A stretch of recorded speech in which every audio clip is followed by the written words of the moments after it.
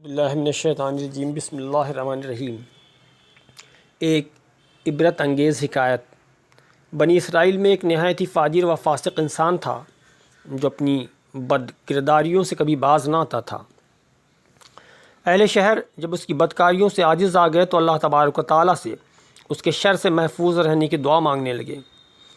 اللہ تعالیٰ نے حضرت موسیٰ علیہ السلام کی طرف وحی کی کہ بنی اسرائیل کے فلاں شہر میں ایک بدکار جوان رہتا ہے، اسے شہر سے نکال دیجیے تاکہ اس کی بدکاریوں کی وجہ سے سارے شہر پر آگ نہ برسے۔ حضرت موسیٰ علیہ السلام وہاں تشریف لے گئے اور اسے اس کی بستی سے نکال دیا۔ پھر فرمان الہی ہوا کہ اسے اس بستی سے بھی نکال دیجیے۔ حضرت موسیٰ علیہ السلام نے اس کو اس بستی سے بھی نکال دیا تو اس نے ایک ایسے غار پر ٹھکانہ بنایا جہاں نہ کوئی انسان تھا اور نہ ہی کسی چرند پرند کا گزر تھا۔ قرب و جوار میں نہ کہیں آبادی تھی اور نہ دور دور تک سبزے کا کوئی پتہ تھا۔ اس غار میں آ کر وہ جوان بیمار ہو گیا۔ اس کی تیمارداری کے لیے کوئی شخص بھی اس کے آس پاس موجود نہ تھا جو اس کی خدمت کرتا۔ وہ ضعف ناتوانی سے زمین پر گر پڑا اور کہنے لگا، کاش اس وقت اگر میری ماں میرے پاس موجود ہوتی تو مجھ پر شفقت کرتی اور میری اس بے کسی اور بے بسی پر روتی۔ اگر میرا باپ ہوتا تو میری نگہبانی نگہداشت اور مدد کرتا۔ اگر میری بیوی ہوتی تو میری جدائی پر روتی۔ اگر میرے بچے اس وقت موجود ہوتے تو کہتے، اے رب ہمارے عاجز، گنہگار، بدکار اور مسافر باپ کو بخش دے جسے پہلے تو شہر بدر کیا گیا اور پھر دوسری بستی سے بھی نکال دیا گیا تھا، اور اب وہ غار میں بھی ہر ایک چیز سے نا امید ہو کر دنیا سے آخرت کی طرف چلا ہے اور وہ میرے جنازے کے پیچھے روتے ہوئے چلتے۔ پھر وہ نوجوان کہنے لگا، اے اللہ تو نے مجھے والدین اور بیوی بچوں سے دور کیا ہے، مگر اپنے فضل و کرم سے دور نہ کرنا۔ تو نے میرا دل عزیزوں کی جدائی میں جلایا ہے، اب میرے سراپے کو میرے گناہوں کے سبب جہنم کی آگ میں نہ جلانا۔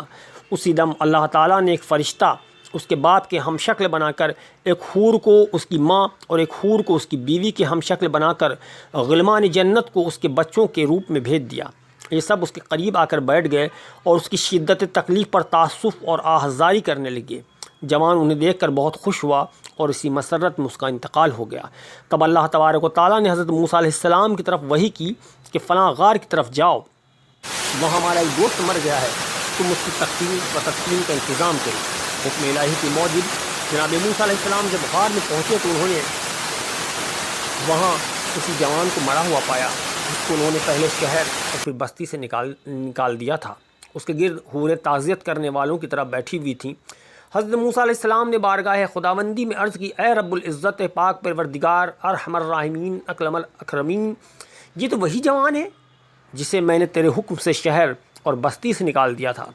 اللہ رب العزت نے فرمایا، اے موسیٰ، میں نے اس کے بہت زیادہ رونے اور عزیزوں کے فراق میں تڑپنے کی وجہ سے اس پر رحم کیا ہے، اور فرشتوں کو اس کے باپ کی اور حور و غلمان کو اس کی ماں، اس بیوی اور بچوں کے ہم شکل بنا کر بھیجا ہے، جو غربت میں اس کی تکلیفوں پر روتے ہیں۔ جب یہ مرا تو اس کی بیچارگی پر زمین و آسمان والے روئے، اور میں ارحم الراحمین ہوں، پھر کیوں نہ اس کی گناہوں کو معاف کرتا۔ اللہم صلی علی سیدنا مولانا محمد ماد الجود والکرم وآلہ وصحبہ بارک وسلم۔